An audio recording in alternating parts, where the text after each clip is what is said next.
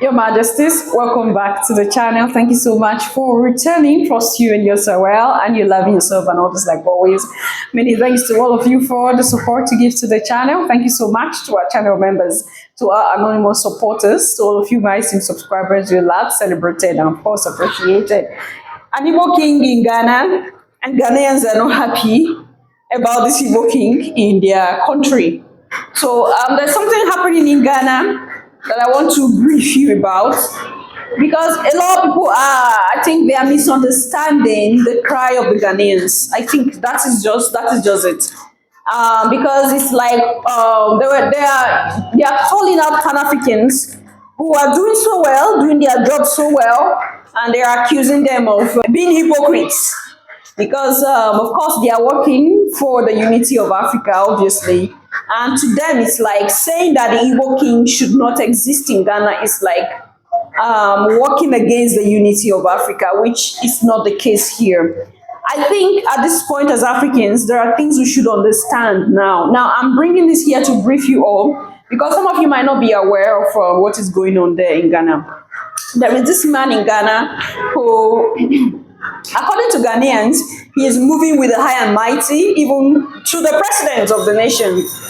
And that they are suspecting the source of his income.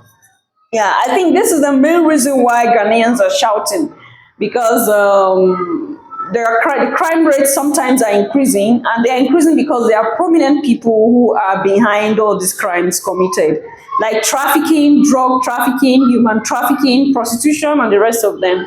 So the cry of Ghanaians is that they do not have anything with the man being there as the chief of Ghana, or the king, the king of Igbo people.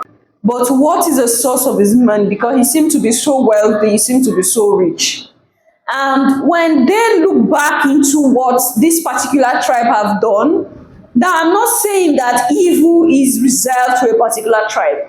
Now, when you communicate with the Ghanaians, I remember last time where I was in Ghana, I had some one-on-one with some Nigerians who are in Ghana, and I heard their own side of the story, because they are bad ones who are spoiling the name of every Nigerian in Ghana, and that is affecting a lot of Nigerians in Ghana when it comes to accommodation, looking for accommodation. There are a particular place which they can't be given accommodation because they are Nigerians. Why? Because their image have been tainted already by these people. And according to them, when you look into those who perpetrate these atrocities, they are mostly this group of people that their chief or their king is in Ghana. So what they are saying now is, what is the source of income of this Igbo king?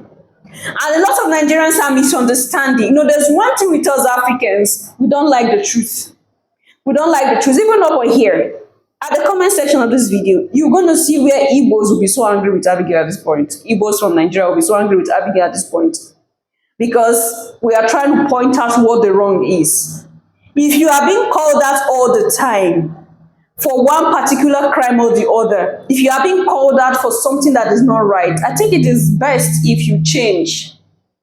Because when you look into the state of Nigeria internationally, and look at why Nigerians are being prohibited from some particular places, you discover that it's a particular group of people who are always at the forefront of committing all these atrocities, that is tainting the image of others.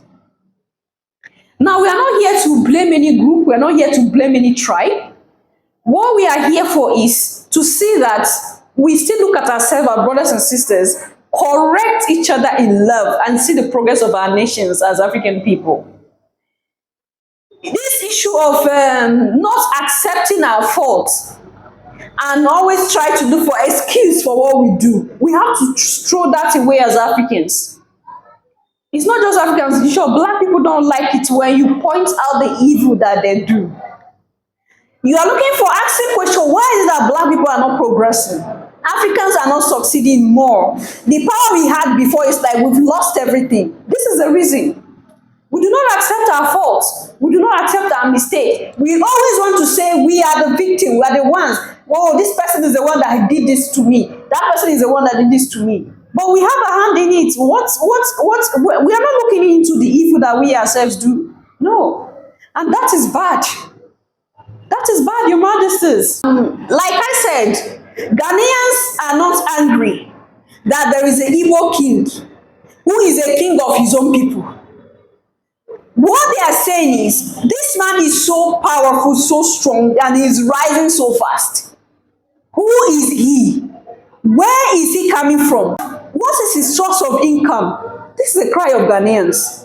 If you know the source of income of this man, you can leave it there. A pressure group calling itself Apex Citizens of Ghana has petitioned the National House of Chiefs to take swift action against His Royal Majesty Dr. Chukwudi Jude Ehenetu for parading himself as king of Igbo community in Ghana.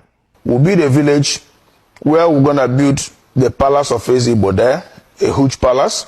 We'll build Igbo town hall there with about 2,000 capacity chairs. We understand you are representing your people, but do not go about parading yourself like, we can't have, we can't have a foreign kingdom in our kingdom. We can't do that. You cannot bring an Igbo kingdom into Ghana. When you go to Nigeria, we don't have Ashanti kingdom in Nigeria. When you go to Rome, you do what Romans they do. You don't do as you please.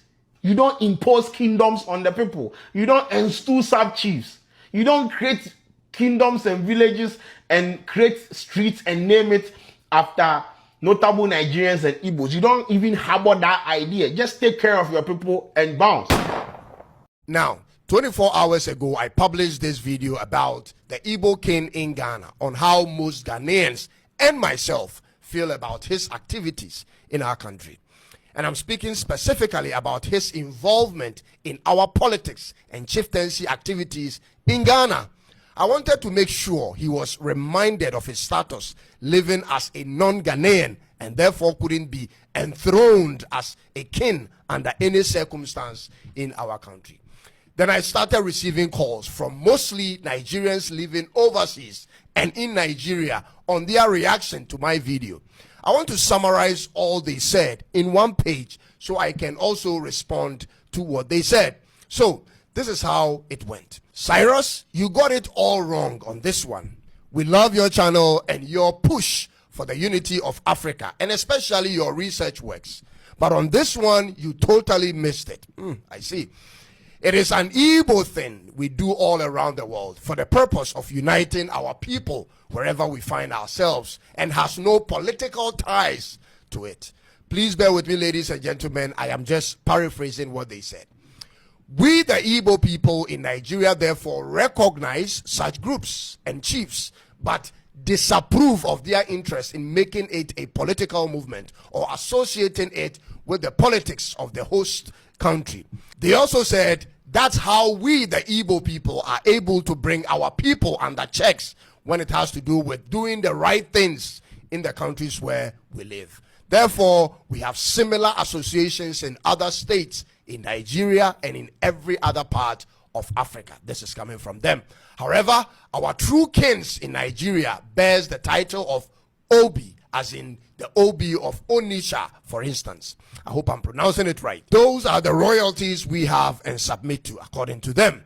So they mentioned that they don't bow to these ones who are elected in foreign lands or countries. They don't serve nor treat them like they serve and treat their kings in their native homes, ladies and gentlemen. But these appointed persons will sort of become their mouthpiece when, for instance, they face challenges where they are and will need a united voice to speak with the authorities in the countries where they live, ladies and gentlemen. So it's not a political movement, nor a royalty or kingdom expansion, nor a Biafran movement, but it is purely Igbo cultural thing amongst them to mobilize and to get to know each other for the purpose of doing business and being of assistance to one another amongst their kinsmen. This is the summary of what I heard, and I hope I captured everything that they said, ladies and gentlemen. Now, this is my take. I first of all appreciate their getting in touch with me. This shows how far our platform has reached. But most importantly, ladies and gentlemen, in as much as it sounds innocent and peaceful and useful to them, it appears rather strange and suspicious to the average Ghanaian, and I'll explain.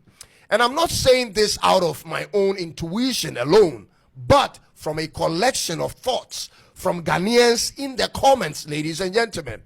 What we see and experience is what we talk about. And what we see is a Nigerian man who has hired several bodyguards who don't sound Ghanaians and is usually seen at high profile conferences and traditional meetings, especially with politicians, identifying himself as a king of a foreign tribe.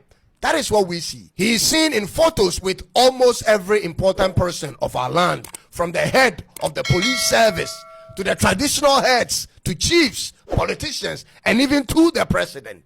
This is what we see, and that's what creates the suspicion.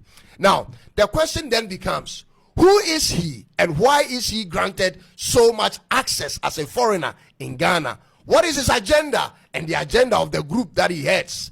Why is he seen or heard more often than the Nigerian High Commissioner in Ghana? Is he superior to the High Commissioner or working hand in hand with the High Commissioner? And most importantly, ladies and gentlemen, what business does he do to afford the lifestyle that he has? We hear he's a wealthy man making all sorts of donations and even wanting to build schools for our people.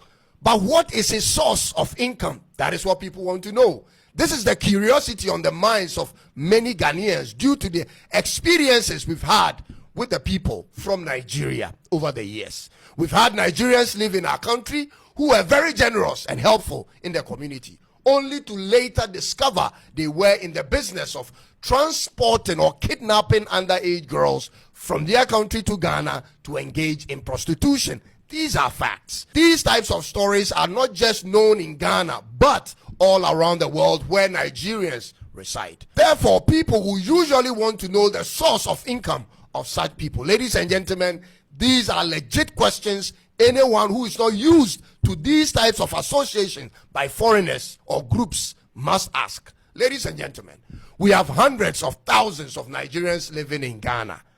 Everywhere you go, you find a Nigerian. We've been classmates with them, neighbors and co-workers, church members and spousal partners with them for many decades. We know what some of them are capable of doing when an opportunity presents itself. Therefore, it will be totally naive on our part to not be watchful and careful when dealing with some of them. For it is better to be preserved while being overly protected than to be surprised in our naivety, ladies and gentlemen. Now, with this information given me, which I have done my checks and concluded it is true, I will grant the man his peace, but still observe from far. And I would encourage every one of us to do same if possible. Ladies and gentlemen, he is not a king, but the mouthpiece of the kinsmen of the Igbo people in Ghana. Ghanaians have something similar to that in other countries, but we do it differently.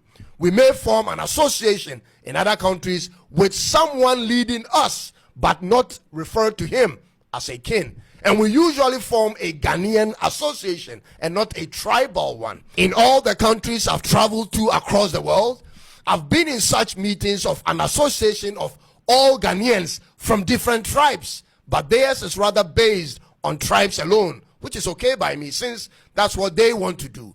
We cannot stop any group of people or people from meeting themselves. That is not against the law.